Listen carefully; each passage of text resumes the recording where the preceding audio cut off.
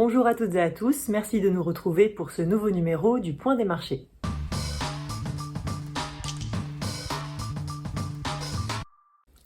Nous faisons aujourd'hui un tour de plaine des cultures de printemps en hémisphère nord.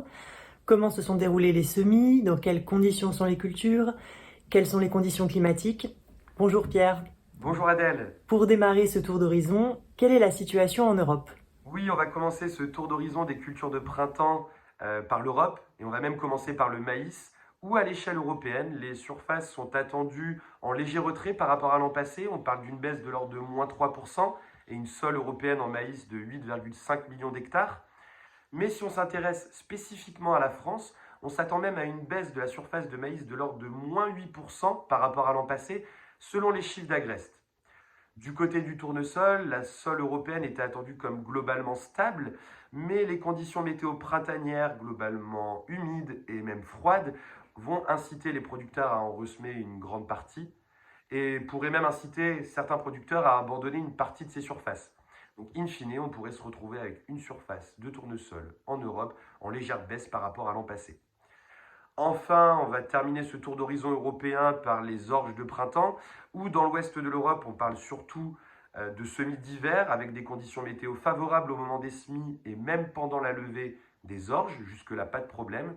Mais du côté de la Scandinavie et du Danemark, on a eu un retard dans les semis, et à l'heure actuelle, les conditions météo sont plutôt sèches et chaudes à cette période de l'année, ce qui menace le bon développement des orges de printemps dans cette région de l'Europe.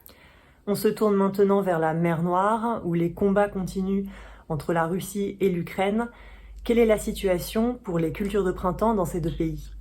Alors oui, concernant la mer Noire, on va commencer par les blés de printemps russes, où la surface est attendue en hausse de plus 500 000 hectares par rapport à l'an passé. Mais il faut savoir que cette hausse, elle est essentiellement liée à des conditions météo hivernales difficiles dans le centre-ouest du pays, qui ont incité les producteurs à retourner une partie de leur blé d'hiver à la sortie de l'hiver pour aller les emblaver en blé de printemps. En ce qui concerne les régions où les blés de printemps représentent une majorité de la sole, comme en Sibérie, les conditions météo sèches ont permis une avancée rapide des semis et maintenant pourraient par contre menacer leur bon développement.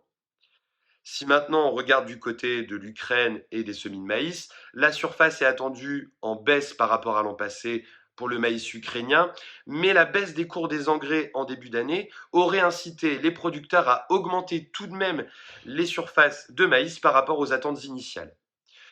En ce qui concerne le tournesol, à date, 82% des surfaces de tournesol ont été semées en Ukraine, ce qui représente la totalité de la sole de tournesol semée l'année dernière. Donc une hausse des surfaces attendues en Ukraine pour la prochaine campagne, avec des surfaces attendues à 5,4 millions d'hectares.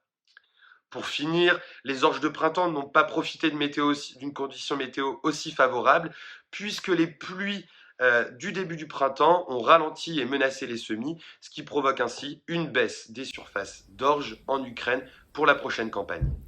Et enfin, quelle est la situation pour les cultures de printemps en Amérique du Nord ?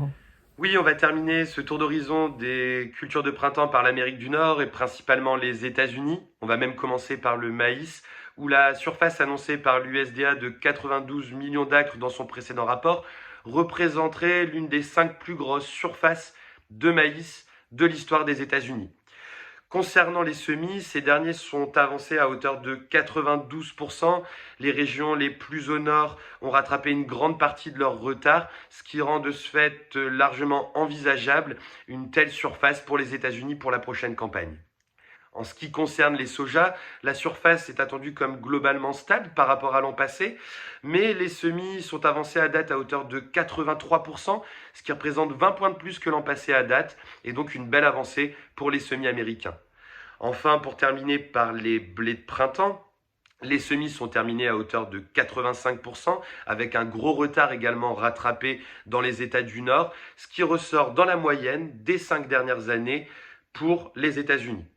En ce qui concerne les conditions actuelles, elles sont sous une grande surveillance puisque la Corn Belt témoigne d'une sécheresse qui est en train de s'installer. Et même au Canada, on parle d'une sécheresse assez importante dans l'état de l'Alberta avec des conditions et des réserves hydriques parmi les plus basses des 10 dernières années. et en ce qui concerne l'État du Saskatchewan, un retard significatif dans les semis de printemps pour cet État canadien. Alors, qu'est-ce qu'on peut retenir de ce tour de plaine de l'hémisphère nord et quel est le conseil d'Agritel pour les producteurs français? Bien déjà, ce qu'il faut en retenir, c'est que les semis se sont globalement bien passés dans l'hémisphère nord, même si certaines régions témoignaient de retard à certaines périodes, ce retard a été largement rattrapé et dorénavant le risque lié aux semis est maintenant derrière nous. Par contre, on rentre dans cette période charnière de weather market qui peut apporter de nouveaux éléments sur le marché et auxquels le marché pourra réagir rapidement. On en a déjà mentionné certains comme la sécheresse en Sibérie ou la sécheresse qui s'installe dans la Corn Belt et même les menaces qui pèsent sur le Canada à l'heure actuelle. Donc il va falloir suivre attentivement l'évolution des conditions météo dans ces bassins de production au cours des prochaines semaines et des prochains mois car rien n'est joué sur la campagne 2023-2024. Merci Pierre. Merci à toutes et à tous de nous avoir suivis. Rendez-vous dans 15 jours pour le prochain point des marchés.